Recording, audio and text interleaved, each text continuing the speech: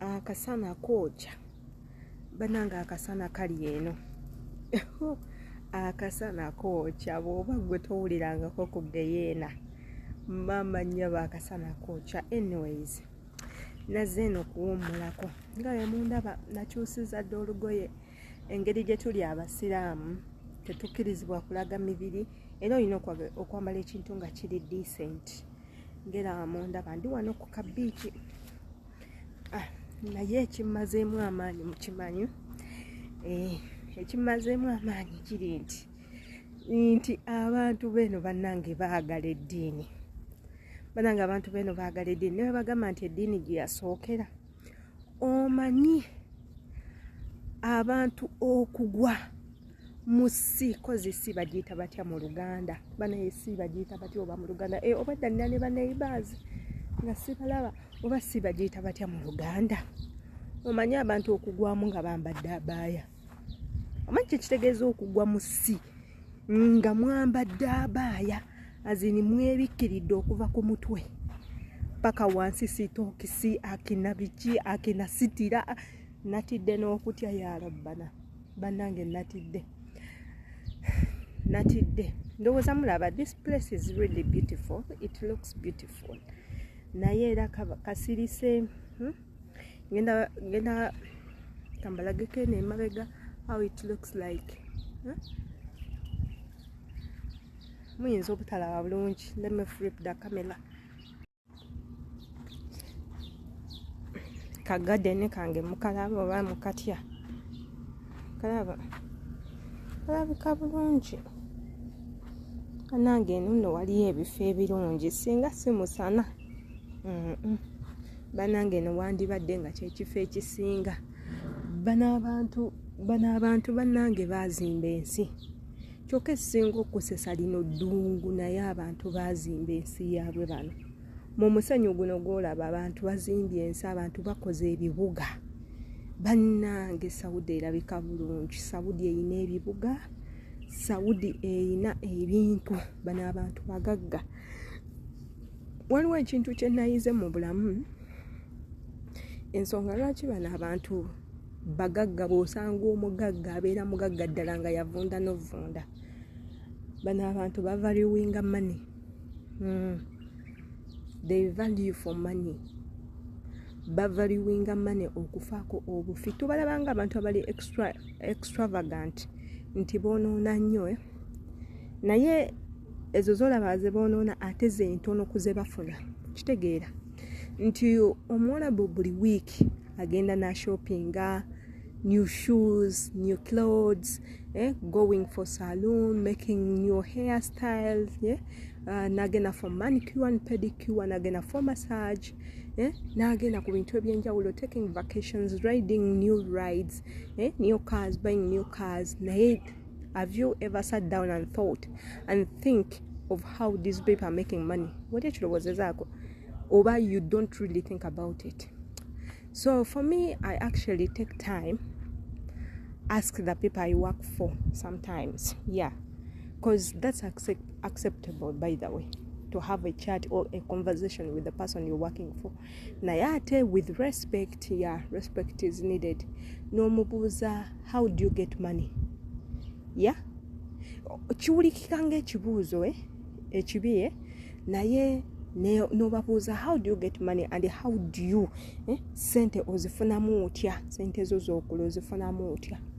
Nakugamba first and foremost olabagana amaka gange nakubuulira sente ze yagagula, because these people they don't build, they just buy. Ate they buy from governments.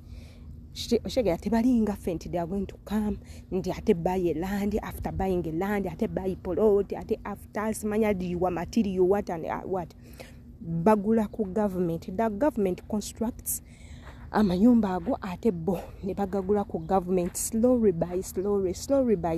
Omuntu oyingira mu nyumba n'otandika okusasula oba per month biki paka ennyumba eyo bweggwayo. You get paka ennyumba eyo bwekola ki bweggwayo. Nakugamba nze n'ennyumba nagigula sente bweziti.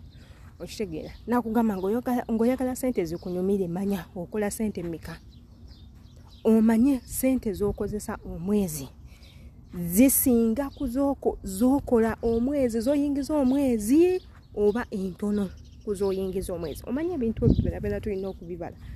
Nakugamba engoye oyambaza sente mmeka n'engatto. Eno omuwarabu asobola okwambala engatto emu okumala omwezi mulamba nga tagikyusizza.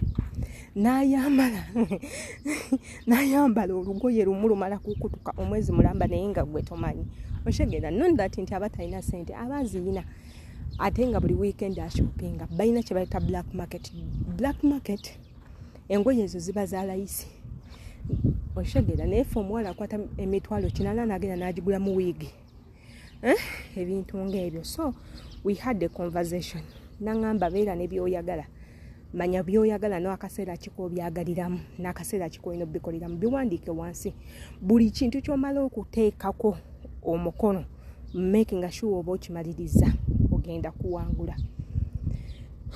Naye ffe Uganda ebintu ebyo tetubikola. Olufuna sente nga tuzoonoona tuzikyakalamu tuzigulamu bakazi ebintu ng'ebyo. So nimpulaninga ate ekirala these people nti bo bakolerera abaana baabwe. Nze bakama bange benzize nkolera abaana baabwe abalenzi bagagga kyokka nga bakyali baana bato. Naddala abaana abalenzi abo bakula babateereddeko sente ku akawunti. Buli mwezi taata ateekayo omwana n'amugulira amamotoka amuteekateeka so that agenda okujjukirayo okutandika okukola ng'ayongerezako ku bungerezi muzadde byabadde amukolera. Kitegeere kitali waffe mu nsi.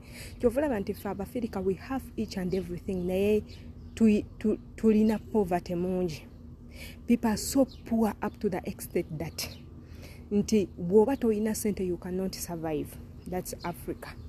Oshegera nti government yaffe tugiwa naye ate yo tetiddiza.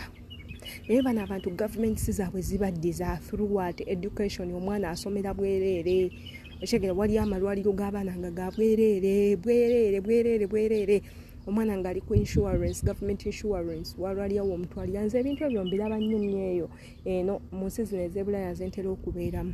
Not only ensi, waliwo n'ezo ensi zentera okugenda mu for vacation, kuwummulamu biki ebyo. Ebintu ebyo mbiraba nnyo. Nti bo bannansi government tebanyigiriza. Naye ate ffe government zaffe zitunyigiriza mwana. Shege.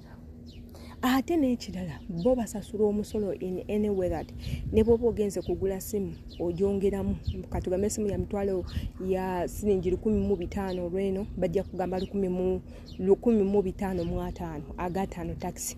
Ogende mu supermarket akasanya ka 10 oba ka 2 ezaria oba kugamba 25 ez'ettaano musolo.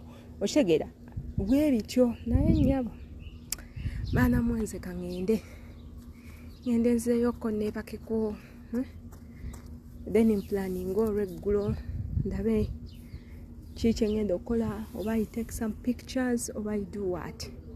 Yeah.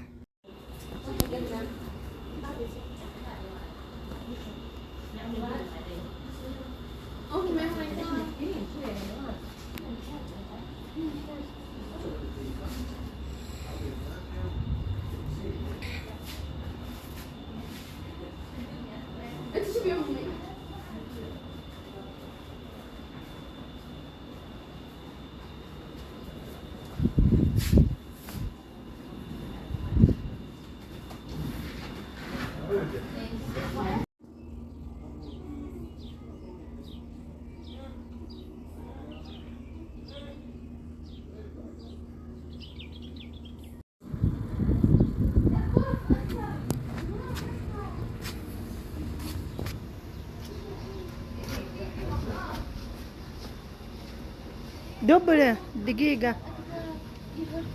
Yeah.